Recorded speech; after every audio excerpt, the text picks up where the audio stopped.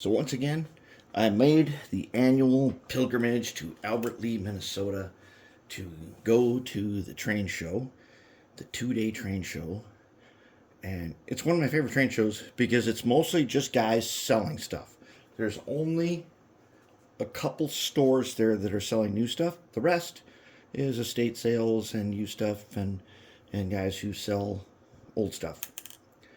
Let's see what we got this time. We did it really good. We got a really good haul, and for not a lot of money. And so let's take a look and see what we got here. Let's just go with the easy stuff first. So I picked up the overhead crane and this guy, which we have over there at Ziosk. We have another one of these. And together, this was like 10 bucks and this was like 18 bucks. Together, I think I got this set here for 25 bucks or 20 bucks. I can't remember, but it was a great deal. So I didn't pass on these, and we're going to build these later. Okay. Then, on one table, I picked up a pair of 50-foot Athearn Blue Box flat cars. One of them's even custom made C&W, and the other one's CGW. And they got metal wheels and couplers on them. $5. Cannot beat that. Now they got some glue spots. No problem. We'll get rid of that. And then I also got for $4 this undecorated, unbuilt roundhouse kit. And I thought that was a really good deal. I couldn't pass that up for $4. And it sat on the table for 2 days. So these guys are a good set of projects that we're going to do. All right. Now, before that, I'd gone to a place in St. Paul, Minnesota called Scale Model Supply, and back in their junk room, I found this. I don't have a C415. And in the junk bin, they had, I think, 5 of these, and I think they were $3. So I picked up one. I picked up the black one because it's going to be easy to strip the paint off this and rebuild them, but I've never had a C415, and so we'll do something. The thing is, it's just a shell, but this shell fits on, I believe, the AHM RS2 and possibly the GP18, which we've got no shortage of either one of those. So sometime soon, we're going to do something with this guy. That'll be kind of cool. That'll be a nice one. Okay, then there was this big estate sale, and I picked up this Athearn Blue Box. $40 for the whole thing, plus the containers. My friend Brent, he got the same. He got another set. His were trailer trains, yellows, with a bunch of containers. And then he scored a bunch of extra containers from this huge tub full of $5 containers. I thought this is enough containers for me. This tied me over. But very nice set. It's already got some KD couplers mounted on the end. But that's pretty cool. And we have more of these that we have never built before. And so for $40, that's a pretty good deal because we saw the same set brand new and it's like $105. And that was a lot. And I don't think it came with any containers at all. So that was a really good deal. And it wasn't the only one like this. And for 2 days, a couple of these boxes sat on the table. That tells you that prices have definitely come down on stuff. Okay, for 2 days, this guy sat on the table. $25 for a small fuel tank GP38-2 Athearn Blue Box, never built before, and I think we can do something with this guy. We've got plenty of GP38s, but for $25, this was a really good deal. Hasn't been touched. So, and it's plastic side frames, so it's fairly modern. That's a pretty good deal for $25. Can't go wrong with that. We can always use another GP38. All right, then for 2 days, this guy sat on the table till the last hour of the thing, and he gave it to me for $35. And it's an F40. I have an old school pancake motor F40 PH, but here's a Spectrum. I don't have a Spectrum F40, and it's undecorated already, and that's probably why most people didn't want to buy it. It's just DC, but we can do something with this. That could be pretty cool. And he gave me 35 bucks. Can't pass that up. That's a good deal. Okay, then I scored something I don't have, and I've always wanted, is an RSD4. Okay, so the RSD4 is the one, 4/5, that's got 6-axle trucks. Now, it's the same as an RS2, but it's got 6-axle trucks. And so this guy I got for 40 bucks an Atlas, just DC, and it's a good deal. It has never been used.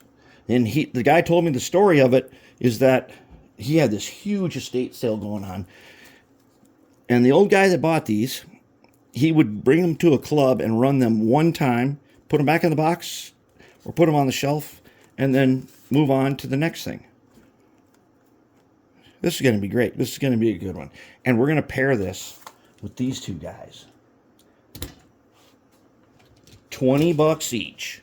Both are Alco models, KMT brass. We've got an RS11 and we've got an RS2. They're both KMT brass. And when I looked at him, he said, those don't work at all. That's why they're at that price. They don't work at all. And so I was curious.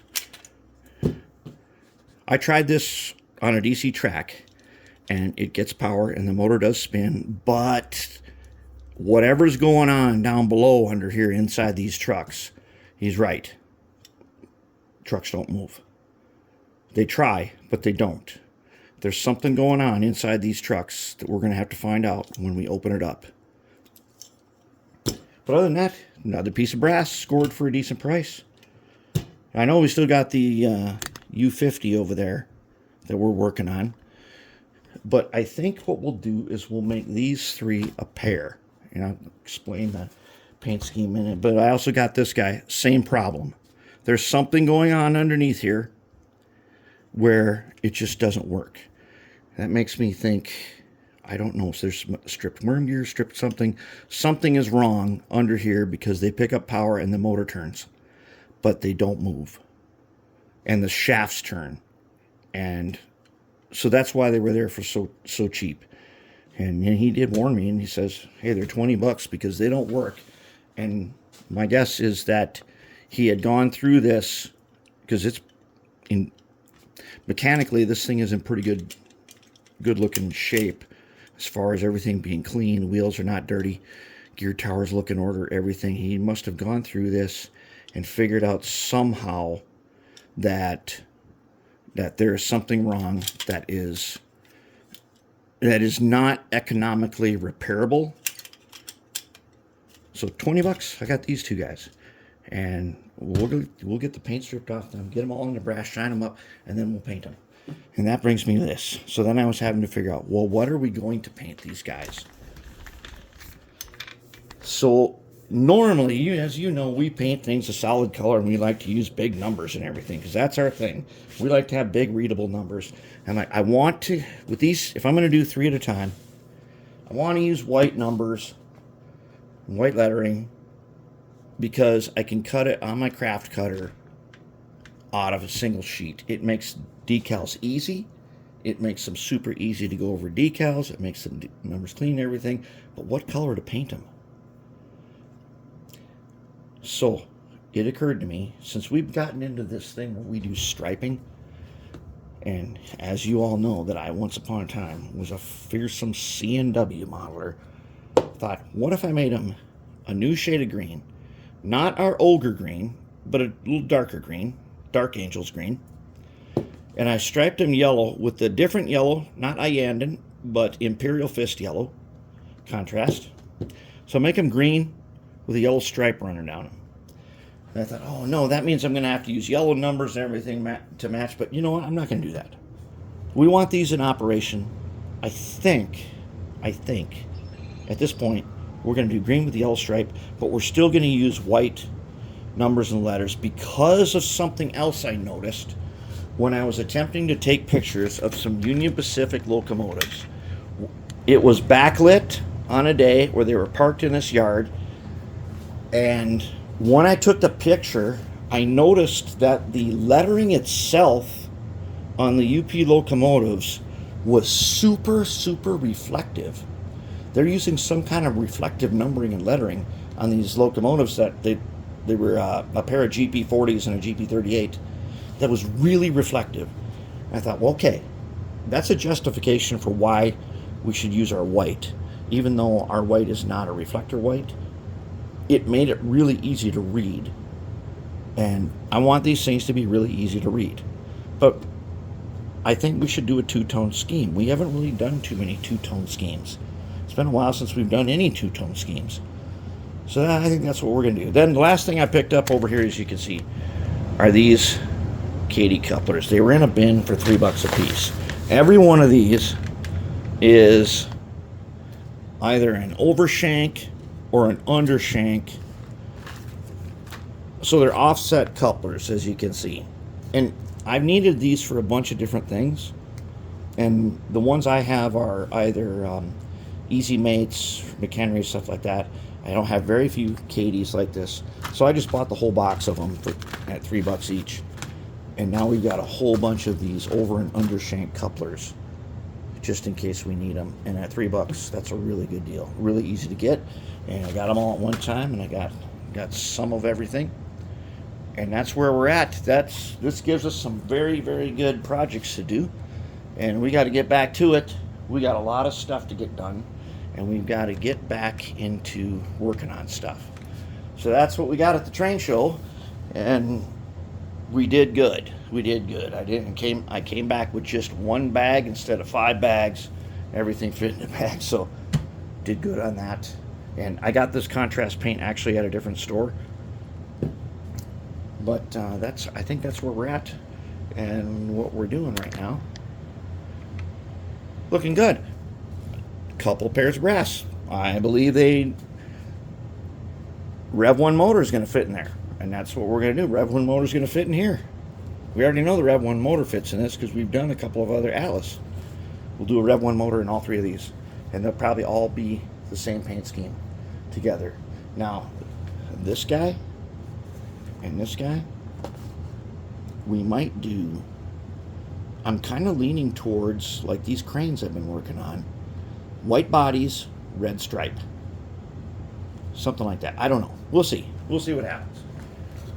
This guy, I don't know. He's going to have to be something extra special. I've never had one of these. And he should fit in with the story somewhere. Maybe he could be, Mini Bean is next door to Maxi Bean and to Big Bean. Maybe he'll be one of the beans. Something like that. There we are. That's what we got at the Albert Lea Train Show in 2024.